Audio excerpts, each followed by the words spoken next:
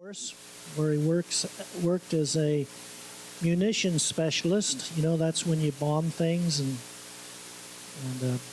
explode things. It's one of the hardest areas to get into in all the Air Force. But he served there and in England, and he's here with us today, and I know that you know him, and he's going to give us his testimony today. So would you give a warm welcome to our own local son, Shaun Willock.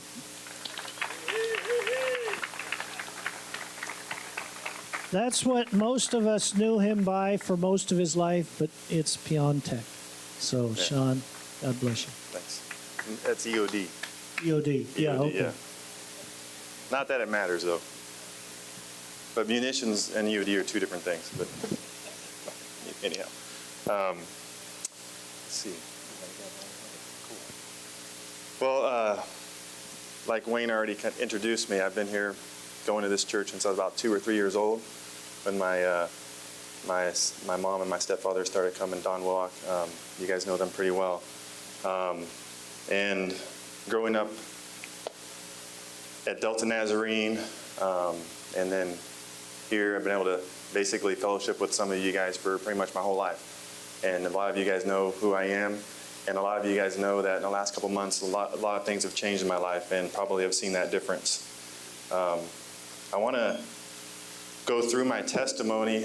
Initially, there's probably going to be a little bit of a dry spot, just kind of setting some groundwork for what really gets exciting towards the end here. But initially, I just kind of want to set that up because you kind of need to see that. It's important for you to hear that so that you can see where I've come to where I'm going.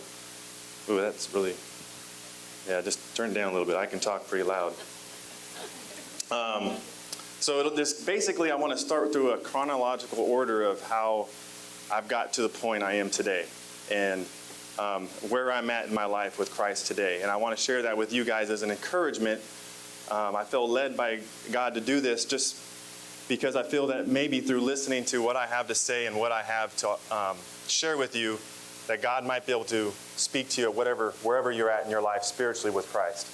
I want to share one verse before I start in Hebrews. This is kind of the cornerstone of my belief, my testimony. And it really wasn't even revealed to me till this morning. Isn't that how God works, though? Because I picked up my daily devotional this morning, and I'm like, oh my goodness, I've got to share that before I give my testimony. So Hebrews 11:6. And without faith, it is impossible to please God, because anyone who comes to him must believe that he exists and that he rewards those who earnestly seek him. So keep that in the back of your hearts right there while you listen to this testimony. You must believe that he exists in order for him to reward those who earnestly seek him. So, most of you also know a little bit about my personality. My personality is I'm pretty quiet. However, if there is anything I'm really passionate about, that switch flips, and I can talk incessantly about that. And if you've ever been around me long enough, like in the outdoors group that we're like hunting or something like that I really like to do, I could talk your ear off for hours about it. So I'm probably going to do that today, because that switch is also flipped for me with Christ and what he's done in my life, and I could probably talk and talk and talk. And if you have any questions afterwards and want to talk about it, I'll be happy to talk with you of what he's done. So, giving that, when I was younger, I accepted Christ in my life through VBS. I accepted him also probably at church camp. I mean, at a young age, I knew I wanted God in my heart. And, of course, I wanted to be super sure, so why not go a couple times and ask him in my heart, right? I'm sure we've all done that. I just want to be sure. And so I remember at a young age doing that. But then as a teenager transitioning into our youth group, we had a youth pastor at Delta, Bruce Meyer. Some of you might know Bruce Meyer. He was a good man of God. He actually pastors in West Sacramento at the South Fork Community Church over there. And he got me started as a teenager and kind of being a little bit, getting into the leadership role, being part of the youth council, and just doing kind of things like that and get me interested in finding out what I can do to kind of further my faith as well as contribute it to it. When he walked away to go full-time pastor, I think it was in Lincoln at the time, Chris Johnson stepped up as a youth pastor.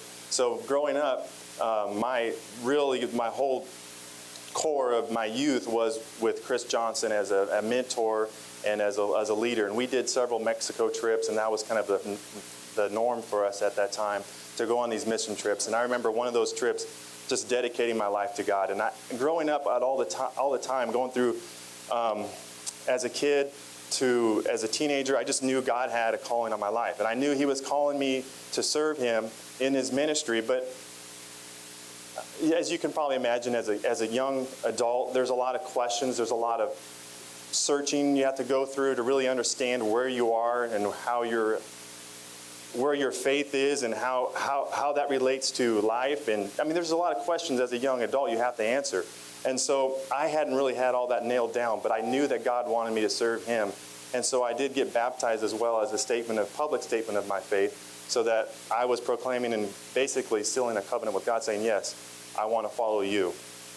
Well, like I said, things weren't exactly concrete in what I had to do. And I didn't really know at that time what it meant to talk with God as well. To understand when he prompted you to do something, what it was clearly God doing, what was God's doing or what was my doing. And so I think that kind of caused a lot of some uncertainty as well. And I ended up kind of going through junior college, taking some classes, working. I think at one point I quit college because I was like, man, I just need to earn money. And so then I had like 3 jobs. And then I was like, man, I can't even stay awake right now. I need to go back to school, get a job. And so I was just doing this. I'm just trying to figure out what's going on. And I remember going to, my friend worked at a Subway, and the benefits of having a friend that worked at Subway who his parents owned Subway, or not his parents, but his aunt and uncle, I paid $1 and I got a foot long with everything I wanted on it. So as a young adult who was going through college and not making very much money, I was there a lot. Not that was right necessarily, but that's what happened. So talking with him, I was just in there getting that Subway, and he said, I was thinking about joining the military. And I had just had that thought just earlier. For some reason, I was thinking, man, my parents, I'd like to get out and see the world a little bit. My dad was in the Army. Both my grandfathers in the Air Force. And I was thinking the same thing. And he's like, well, I was like, what branch? He's like, Air Force. I was like, yeah, me too. Let's work smarter, not harder. So that's what I figured. So we went. So I was like, when can we get down to the recruiter's office? He's like, well, let's go tomorrow. So that's what I did. And that's kind of part of my personality. Once I kind of like, oh, that makes sense. Let's do it. I just do it. And so I remember getting to the recruiter's office saying, all right, where do I sign up? I want to join the Air Force. And then my buddy's like, whoa, wait a minute. I got a couple questions.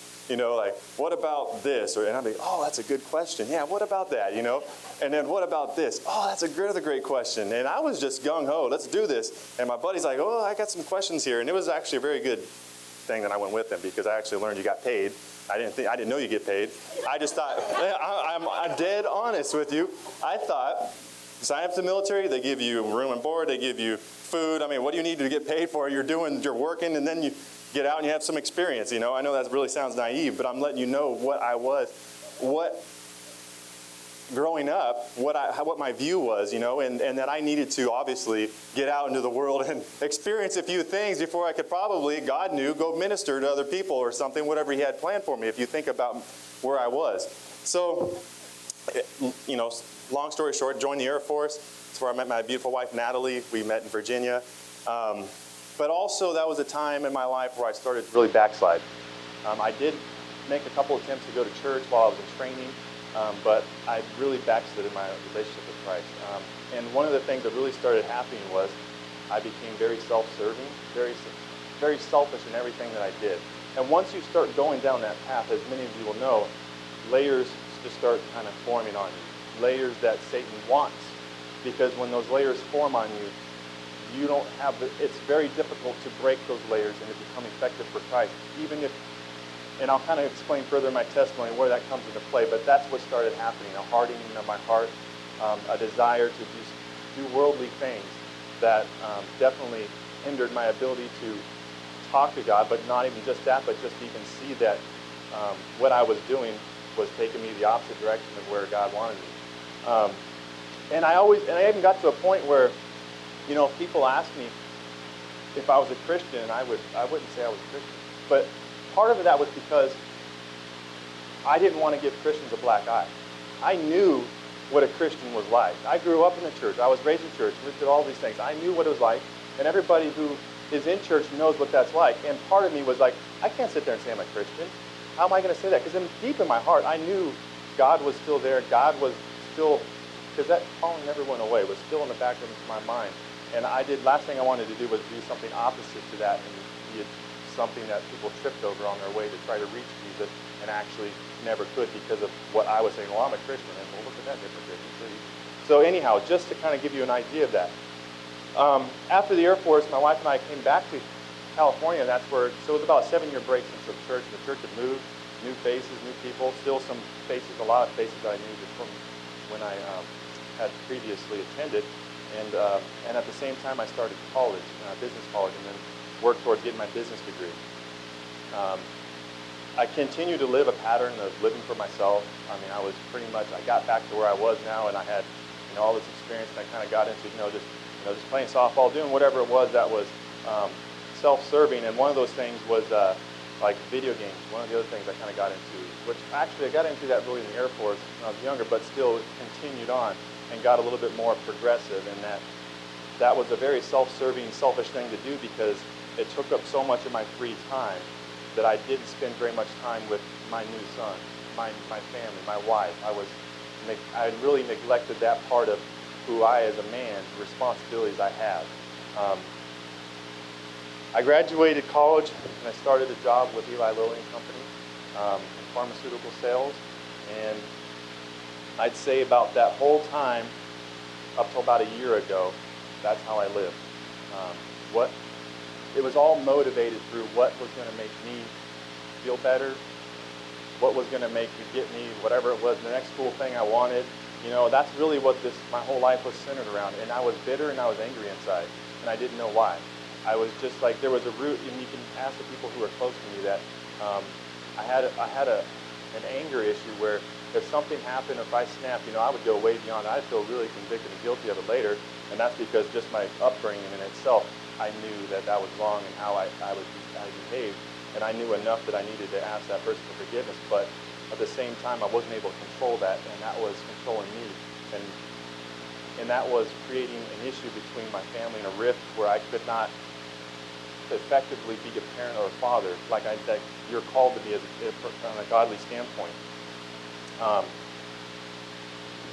think I often tricked myself too in thinking that I was a good man.